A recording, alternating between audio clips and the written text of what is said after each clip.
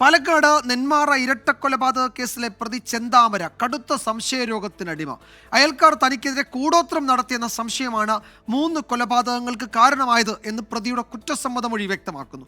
കേസിൽ special prosecutor വേണമെന്നും case നീട്ടിക്കൊണ്ടു പോകരുത് എന്നും കൊല്ലപ്പെട്ട സുധാകരന്റെ മക്കൾ 24-നോട് പറഞ്ഞു. ചെന്താമരയെ വിയൂർ ജയിലിലേക്ക് മാറ്റി. പ്രത്യേക മനോനിലയുള്ള ചെന്താമര സംശയരോഗത്തിനടിമയായിരുന്നുവെന്നാണ് കുറ്റസമ്മതമൊഴിയിൽ നിന്ന് തന്നെ വ്യക്തമാകുന്നത്. ഭാര്യയും മകളും സുന്ദരി എന്നത് സംശയരോഗത്തിലെത്തിച്ചു.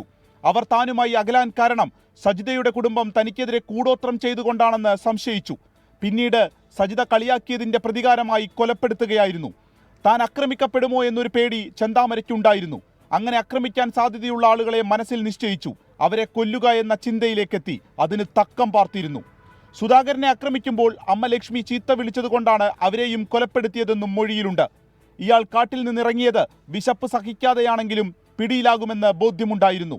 ചെന്താമര എന്ന കൊടും കുറ്റവാളിയോടുള്ള പേടി സുധാകരന്റെ മക്കളായ അഖിലയ്ക്കും അതുല്യയ്ക്കും വിട്ടുമാറുന്നില്ല. അമ്മ സജിത കൊല്ലപ്പെട്ടിട്ട് 5 വർഷമായി. ഇപ്പോഴും വിചാരണ പോലും ആരംഭിച്ചിട്ടില്ല. ഈ കേസും അങ്ങനെ നീട്ടിക്കൊണ്ടുപോകാതെ സ്പെഷ്യൽ പ്രോസിക്യൂട്ടറെ വെച്ച് വിചാരണയ്ക്ക് പ്രത്യേക കോടതി തന്നെ വേണമെന്ന് കുട്ടികൾ ആവശ്യപ്പെടുന്നു. ഇത്രയും പെട്ടെന്ന് തന്നെ ഞങ്ങൾക്കൊരു സമാധാനത്തോടെ ഇരിക്കാനുള്ള ഒരു സംവിധാനം ഒരുക്കി തരിക. കോടതിയിൽ നിന്ന് അതാണ് ഞങ്ങൾ പ്രതീക്ഷിക്കുന്നത്.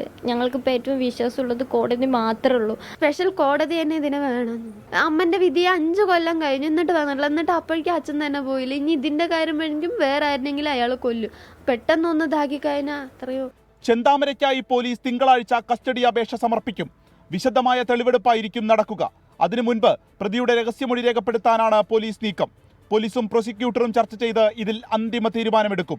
അതേസമയം കഴിഞ്ഞ ദിവസം നെന്മാറ പോലീസ് സ്റ്റേഷന് മുന്നിൽ നടന്ന പ്രതിഷേധത്തിൽ പോലീസ് കേസെടുത്തു. പൊതുമുതൽ നശിപ്പിച്ചതിനാണ് കണ്ടാൽ അറിയാവുന്നവർക്കെതിരെ കേസെടുത്തിരിക്കുന്നത്. 24 പാലക്കാട്.